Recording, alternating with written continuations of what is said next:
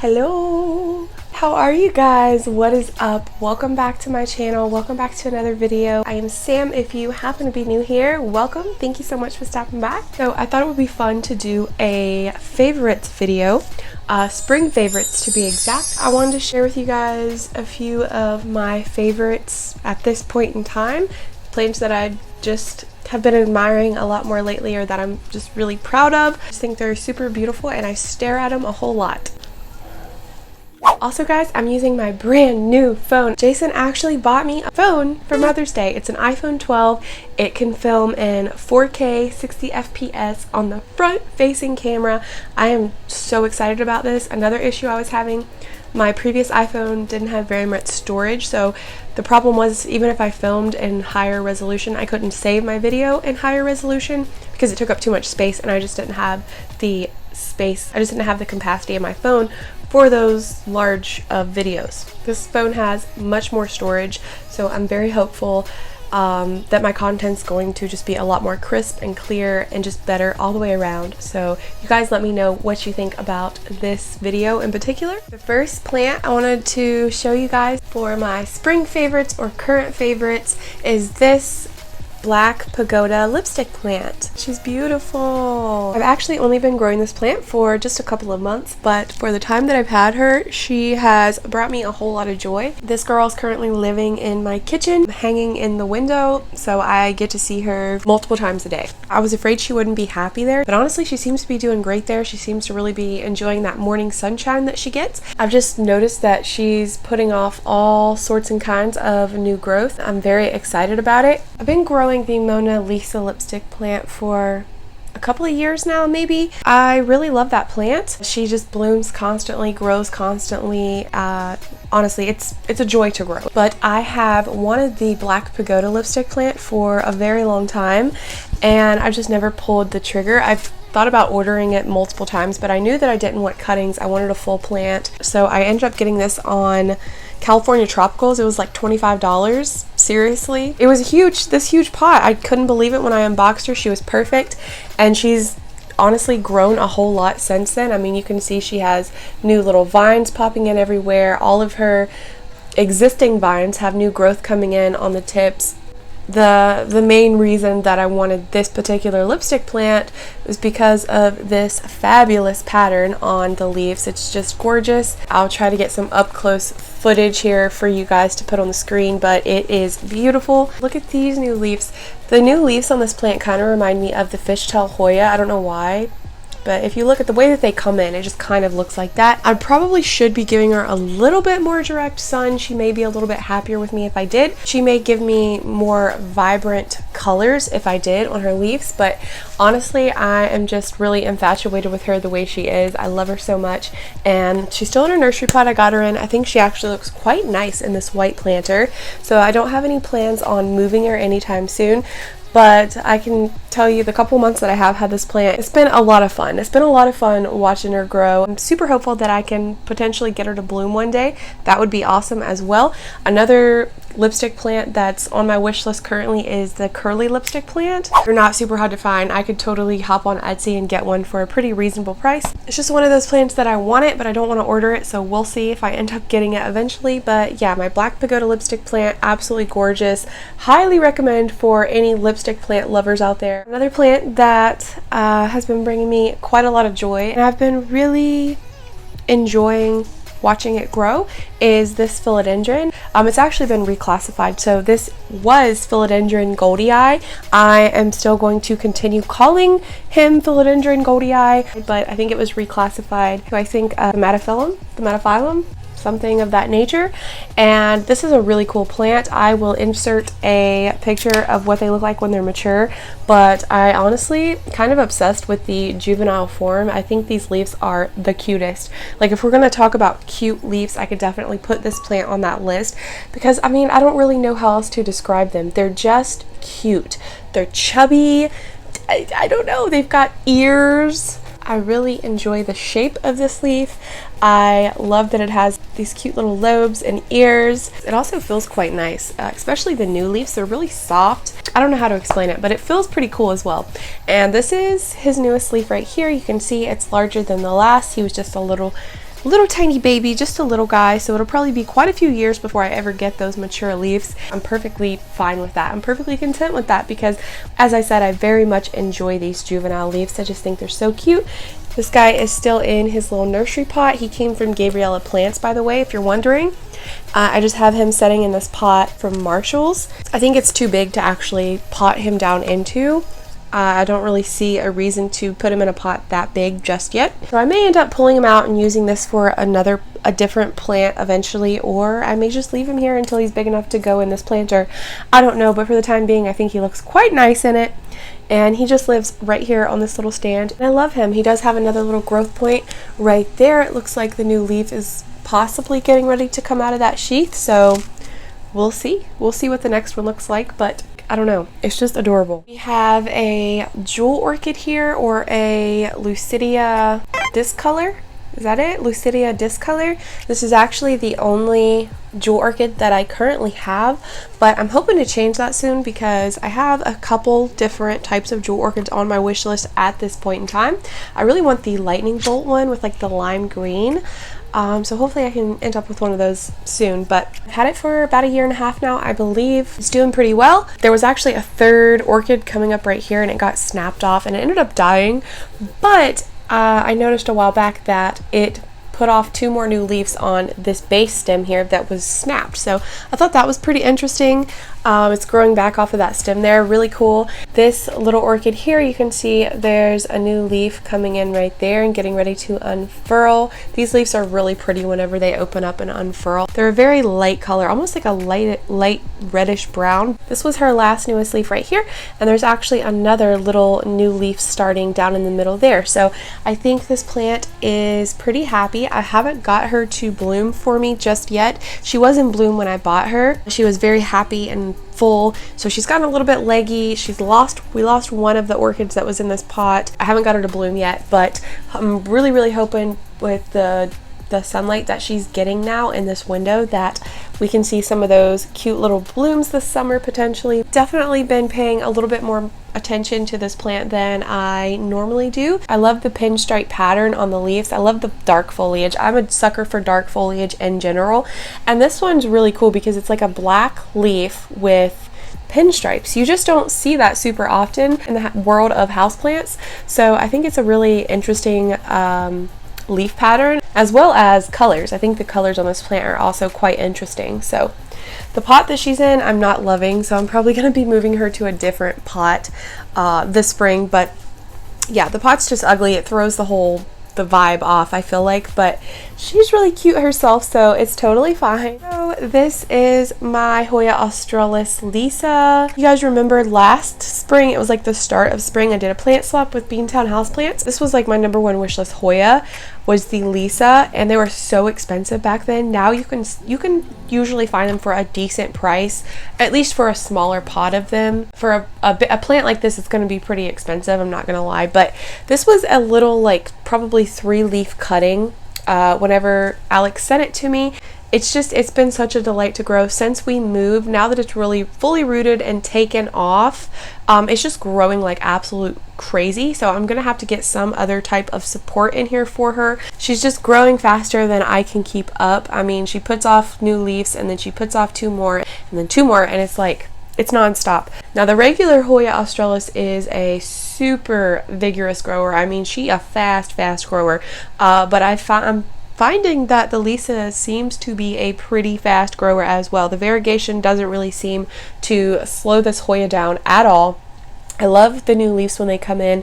They're the most beautiful bright red color, and then they fade into this beautiful variegation, and I'm just obsessed. A lot of times with variegated plants, you'll find, many times anyway, they don't grow as fast as the green versions of that plant, or any other green plant for that matter. Variegated plants obviously lack chlorophyll, therefore they don't photosynthesize as well or as quickly as all green plants, so that's why their growth tends to be slower on plants with variegation. But in the case of the Hoya Australis Lisa, that's not at all been my experience. So super proud of this girl. Definitely wanted to show her off again. I feel like I've showed her a couple times recently. Thrilled that I finally have knocked this off my wish list. She seems to be pretty happy with me. So, and I've showed this one several times, but every time I show her, she has more leaves. So I can't help myself. What can I say?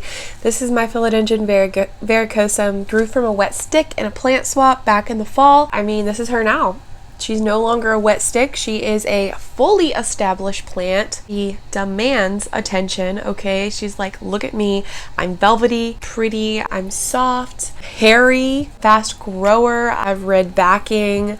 Look at me. This is one plant that, yes, I now have it. I knocked it off my wish list, but I know that there's so many different varieties of the Philodendron Varicosum. All of them are quite different. A lot of them are pretty unique looking. You know, they all have little slight differences, and I would be open to doing 100 more trades and getting 100 more Varicosums, because you never know what each plant is going to look like, and they're just so rewarding. They grow so fast. I mean, this is another one that is just like leaf after leaf after leaf. She just unfurled this one. Now we have another one coming out of the sheath there. So absolutely gorgeous.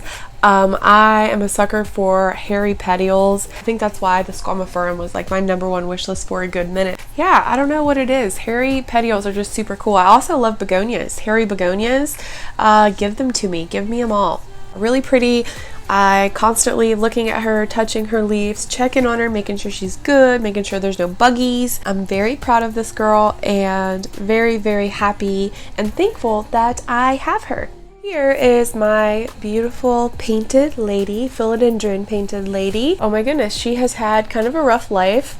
She had a rough start at life. I rotted her roots within the first month of having her, had to reroot her in moss. She lived there for a year. Yeah, it's been fun, but she's been doing very well. You better not have spider mites. There's a spider web I'm noticing going from the pot all the way up to this petiole. It looks actually like a regular spider web though, so we might have a little spider buddy living in here. And I am scared of spiders, guys, but I'm getting better, okay? As long as they're not like big and hairy, I think I'm good. Taken several cuttings off this plant. I've sold them, I've traded, I've sent some to friends. And yeah, she seems to be a pretty vigorous grower. This is another variegated plant that doesn't really let her variegation hold her back, I guess. So yeah, I mean, granted the variegation's very lime green to a yellowish color. Also, it's not a sectorial variegation. There's plenty of green in the leaves for this plant to photosynthesize. You put off this leaf lastly, and now she's working on this one. I think that I've just cut her back too many times. Like when her leaves would start to get to a decent size, I would chop her, and then this is a plant that after I trim it back or chop it, she tends to spit out, like look at this little pathetic leaf here. Do you guys see that?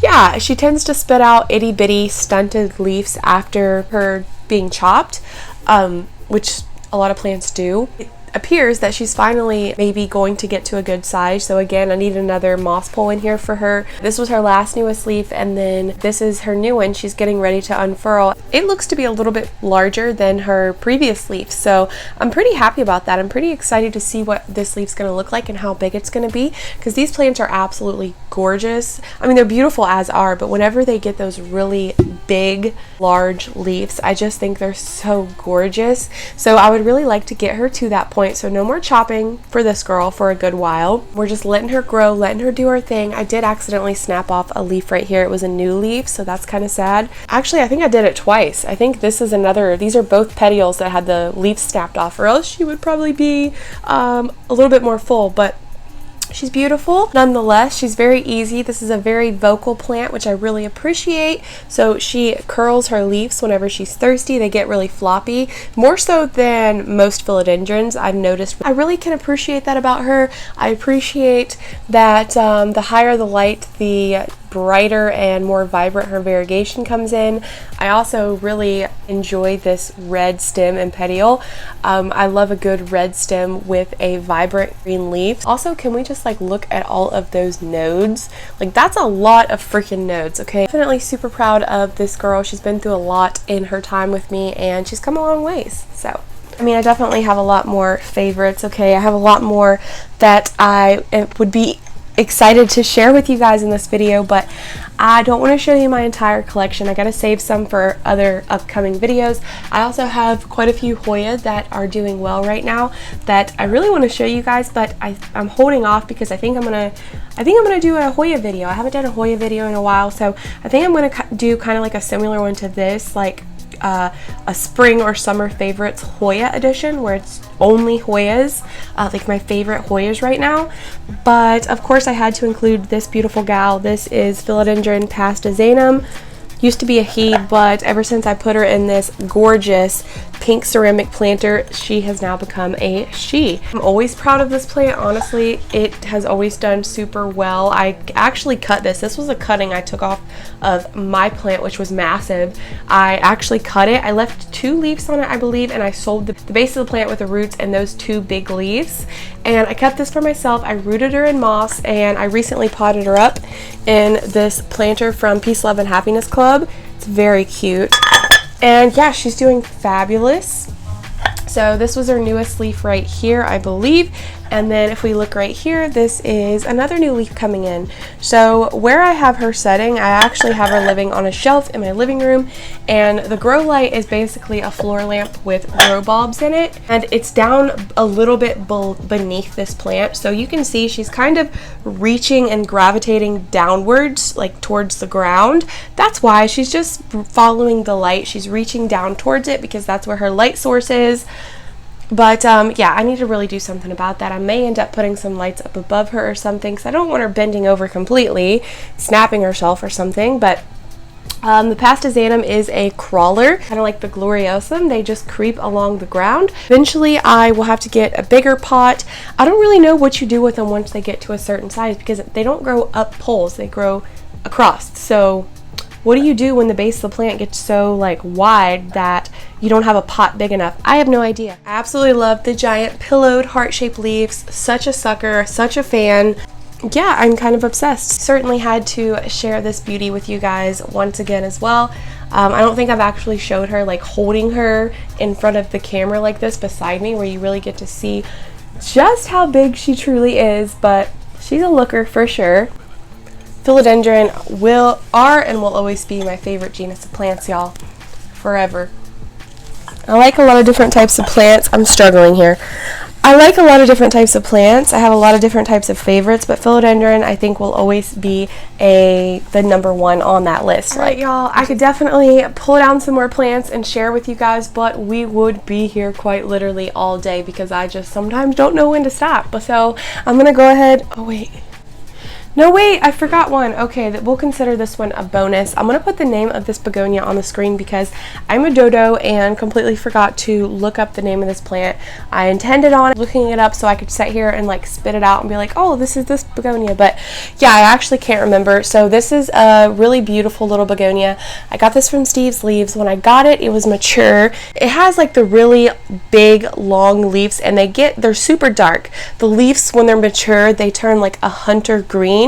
And then they have these deep red backs. They're truly really, really beautiful. And I also have noticed that when the leaves are mature, they tend to kind of lose the polka dots, so the little speckles on the leaves. Yeah, I don't think that this plant really had those whenever it was mature, but this poor guy actually was knocked off of a shelf and it completely broke off like all of the leaves. I tried to propagate that piece that was broke off, but it just died. So it's had to grow back from nothing, and it looks completely different. It looks like a completely different plant in its juvenile form, but I think it's so cute. So all of these leaves, it has grown back since I got it, and this one probably looks the closest to, or this one, the closest to the mature form of this begonia, but for whatever reason I forgot its name and just never remembered again. It's something pretty easy, I'm quite positive, but I just think it's so pretty, and now that it's taken off, it's really been growing quite fast. So I have it setting in my little plant room, and I've been checking on it because if it dries, this is one begonia that if it dries out too fast, you'll get some of that crisping, you'll lose some leaves, the new growth will fall off. So I really try to stay on top of her watering. Also, her pot does not have drainage for that reason because she really doesn't like to dry out. but it's interesting to when you buy a plant that in its mature form and it looks a certain way, and then you have to regrow it from nothing again, and you get to actually watch it grow into that mature form. Like, you get to see it come in the juvenile form. And yeah, I just think it's super interesting how different a juvenile begonia can look from a mature one. So definitely super proud of this little begonia. Quite pleased with how easy it has been thus far and how fast of a grower it is. It's really a cute and sweet little begonia, and I'm just super thrilled that she did decide to grow back and didn't die on me. So yeah, this one I wanted to throw in kind of as like a little bonus because it's just so cute. Why not? I intended on including this in the video anyway, but I just kind of forgot her sitting back there behind me. So that is gonna do it for this video. Thank you guys so much for hanging out, watching this video. Don't forget to give it a like if you enjoyed it, and subscribe if you wanna, and hit the notification bell if you would like to be notified whenever I do post. Other than that, thanks again. You guys are the best, and I'll see you next time. Bye, y'all.